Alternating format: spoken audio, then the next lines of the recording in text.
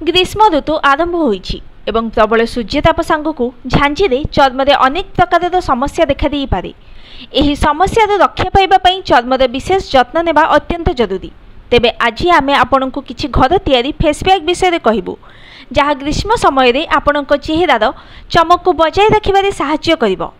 ग्रीष्म ऋतुरे आलूर व्यवहार चर्म को ठंडा रखिबा एवं मुहर दाग दूर करबा पई व्यवहार करा जाय। आलू मध्य एक प्राकृतिक ब्लीच भाव काम करे। एही पैक प्रस्तुत करने को गोटे आलूर रस बाहर करी सेथिरे 1 चामच कंचा क्षीर मिसांतु। तापरे एहाको मुहरे लगांतु एवं 15 मिनिट पर मुह को ठंडा पानी दे धोई दियंतु। ग्रीष्म समय रे मुह को ठंडा अनुभव करबा पई मुल्तानी माटी मध्य प्रयोग करा जाय। बहु दिनरु मुल्तानी माटी मुहरे प्रयोग करा जाउथबा जणा जाय। एथिरे किछि गोलाप जल मिसाई एहाको पूरा मुहरे लगांतु एवं 10 रु 15 मिनिट पर पानी दे धोई दियंतु। एहा मुह को खूब ठंडा प्रभाव पकाई थाए। चर्म संबंधी समस्या मुक्ति पाइबा पई एलोवेरा मध्य व्यवहृत करा जाय। ग्रीष्म प्रवाह रे चर्म किंबा मुह पोड़ीगला परि लागे। एथुरु रक्षा पाइबा पई गोटे एलोवेरा पत्र भांगंतु। एहार बाहर अंश को काटी भितरे थिबा जेली को मुहरे लगांतु। 5 रु 10 मिनिट पर मुह को पानी दे धोई दियंतु।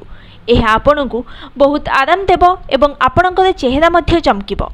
एलोवेरार एंटीबायोटिक एवं एंटीबैक्टेरिया गुण मध्य चर्मरे दाग एवं कुंचन को ह्रास करी चेहरा को मॉइस्चराइज करिबारे सहायता करिथाए। झियो माने सबुबेले निज चर्म को चमकाइबा पई बेसन व्यवहार करती। एही बेसन रे मध्य एक फेस पैक तैयारी करिहेबो। 4 चामच बेसन नहीं एथिरे 2 चामच क्षीर किछि महू एवं पानी मिसांतु एवं एहा परी एहाको मुहरे लगांतु।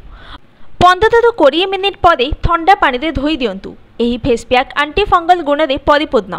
एहा मध्य गरम रु मुह को आराम प्रदान करे। ग्रीष्म ऋतुरे काकुड़ी खाइबा शरीर पई निश्चित भाव में लाभदायक।